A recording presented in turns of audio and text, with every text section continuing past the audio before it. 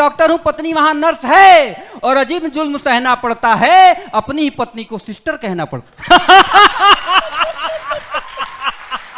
और वो खुद भी शायर हैं, क्या उन्हें बुला लें स्टेज पर? अरे आइए अरुण जी, क्या बात है। बिल्कुल, डॉक्टर अरुण पांडे का स्वागत कीजिए जोरदार तालियों के साथ। डॉक्टर अरुण पांडे ने भी अपनी भूमिका बेहतरीन तरीके से निभाई है। असिस्टेंट प्रोफेसर हैं Vardhman Mahavir hospital medical college और साथ ही सफदरजंग हॉस्पिटल में भी। और मैं सबसे पहले तो यही चाहूंगी कि आप इनका सम्मान कीजिएगा। मनोज, बिल्कुल, मेरा सौभाग्य कोरोना किसी भी डॉक्टर का सम्मान करना।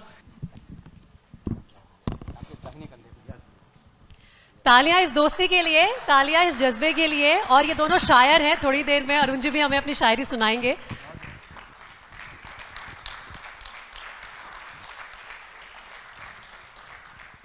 अरुण जी, अब आप माइक संभाल लीजिए, अपने दोस्त से आप ही ले लीजिए, अगर आपको चाहिए तो ये लीजिए। हाँ, मजा तो तब आए ना दो शायरों की बात हो। एक बात तो मैं बताऊं कि मेरे बहुत सारे दोस्त डॉक्टर्स हैं, बहुत सारे साथ जो स्कूल में पढ़ते थे, कॉलेज में पढ़ते थे, आज डॉक्टर्स हैं। तो वो जो भी बात मैम कह रही थी थोड़ी देर पहले कि डॉक्टर्स हंसते हैं, मुस्कुराते हैं, गाना बजाना होता है, शेर व शायरी होती है, ये बिल्कुल सच है।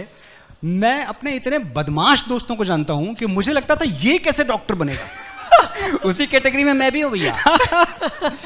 तो आज जब मौका मिला है, हाँ। तो आप एबीपी न्यूज के जरिए लोगों को बताएं कि डॉक्टर जब शायरी करता है, जब कविता करता है, तो कैसे करता है। बहुत बढ़िया भैया। सबसे पहले तो बहुत बहुत आभार एबीपी न्यूज़ का कि मेरे अग्रज मनोज मुंतजिर भैया से दोबारा मिलवाया।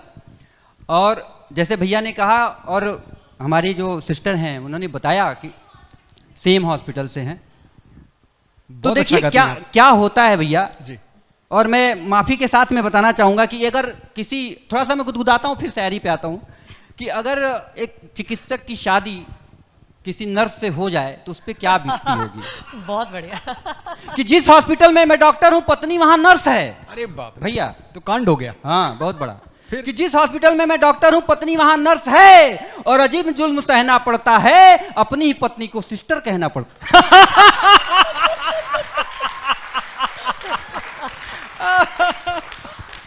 पॉइंट है ना भैया। हाँ, एक और बड़ा पॉइंट है, आप भी झेलते होंगे, मैं तो झेलता ही हूँ। बताइए कि अगर एक मरीज रोमाना जी हमारे पास आया अपनी पत्नी को साथ लेकर, सुमित जी आप भी ध्यान दीजिए, हाँ, नहीं तो गड़बड़ हो जाएगा, उस अस्पताल में मत रहिएगा कम से कम, नहीं तो आपको क्या बोलेगा वो।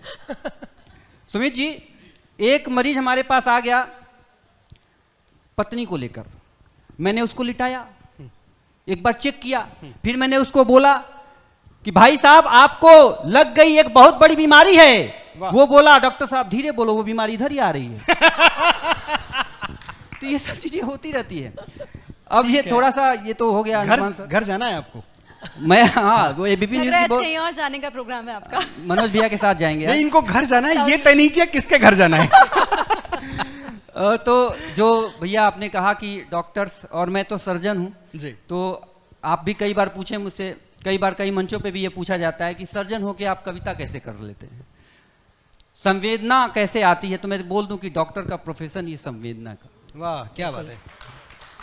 क्योंकि अगर आपके अंदर संवेदना नहीं है साहब, मुझे ये मेरा मानना है, मेरे टीचर बैठे हैं, संजय सर, कर्नल सर बैठे हैं, हमारे टीचर हैं ये लोग, कि अगर आपको संवेदना नहीं है तो मुझे नहीं लगता कि आप उसको ठीक से ट्रीट कर पाएंगे।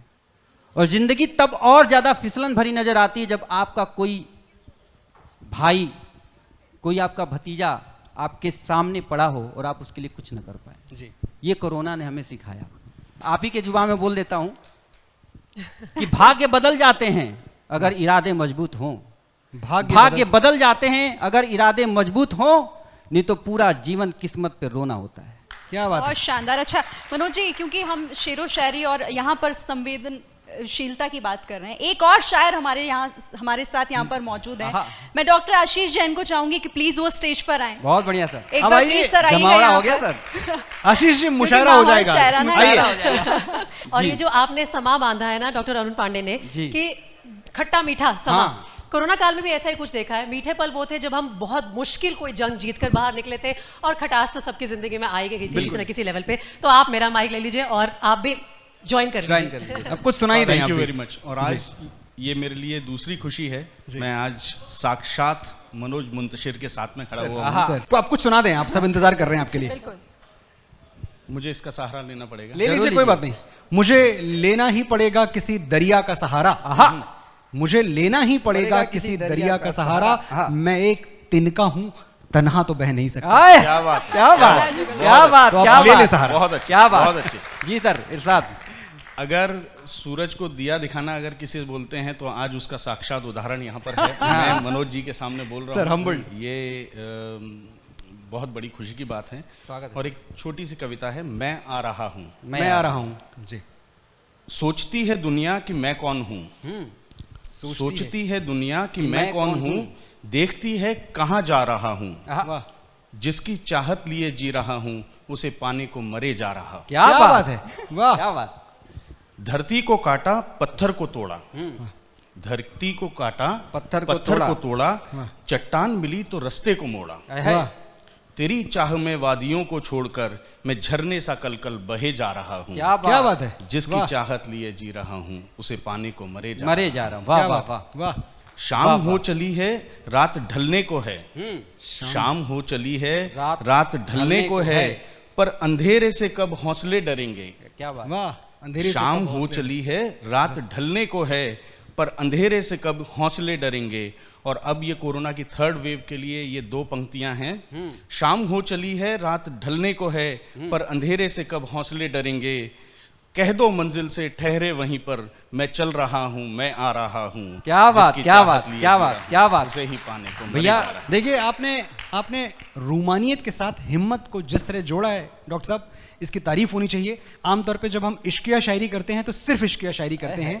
बहुत कम ऐसा होता है कि इश्क के साथ जो एक गट फीलिंग है, जो एक जोश है, जज्बा है, वो मिला दिया जाए। ये मिश्रण बहुत कम देखने को मिलता है, आपकी कविता में देखने को मिला। आपके लिए तालियां। बहुत बढ़िया। Thank you very much. भैया, Thank you so इनको देखकर मुझे भी एक इतनी अच्छी विवेचना तो मैंने ही अपनी कविता की नहीं की। और ये जुगलबंदी भी शानदार है यहाँ पर। बहरहाल हाँ, मनोज जी बताइए। नहीं, अब आप बताएं हमें कुछ मैं और सुनना मुझे सुनाना। मुझे वैसे भी तो देखिए। एक कविता में अपनी डॉक्टरी ठीक पे है, बिल्कुल। बोल देता हूँ। और बोले, क्योंकि बिल्कुल। हाँ, और क्योंकि मनोज भैया हैं तो इसका फायदा उठाना चाहिए। भैया, इससे ज्यादा मैं मक्खन आपको लगा नहीं सकता।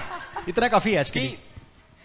जितने डॉक्टर्स यहाँ बैठे हैं, जितना चिकित्सक कर्मी बैठे हैं, उन सबको समर्पित करता हूं कि कलाई थाम धमनी की महज गति नाप लेते हैं, कलाई थाम धमनी की महज गति नाप लेते हैं, केवल बिंब ही लखकर वो गति नाप लेते हैं, और यूं ही नहीं कहलाते धरती के भगवान हम, हलक कर डाल मृत्यु के जीवन का छाप देते। क्या बात। बहुत ही खूब, बहुत शानदार। और साथ ही आप तीनों की जुगलबंदी, वैसे तो रुकने का मन नहीं है, लेकिन क्योंकि हमारे बीच कुछ और मेहमान हैं तो बिल्कुल, उन्हें हमें जाना ही स्टेज पर चाहिए। बुलाना होगा। अब जरूरी भी है, बहुत वक्त हमने लगा दिया यहाँ, लेकिन अब इन्होंने अपने प्रोफेशन के बारे में जो कहा है, मेरा फर्ज है कि मैं इस प्रोफेशन के बारे में जो कुछ पंक्तियां मैंने लिखी थी, मैं वाह वो भैया, कह के और वहां स्वागत पहुंच है जाऊं।